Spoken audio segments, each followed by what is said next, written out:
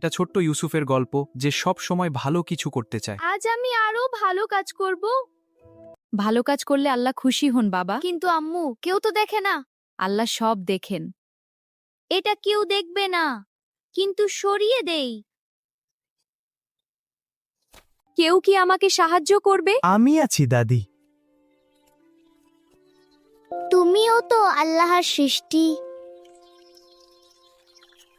আমি এত ভালো কাজ করি, কেউ দেখে না, তাহলে লাভ কি?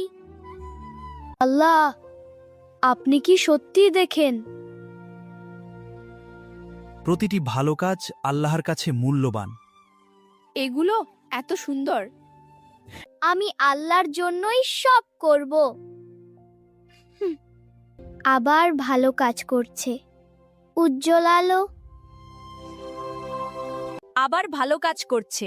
হ্যাঁ দাদি। উজ্জ্বল আলো, এটা আমাদের জন্য। এই নাও বিড়াল ছানা, তুমি আবার ভালো কাজ করছো। হ্যাঁ দাদি, এটা আমার খুশি।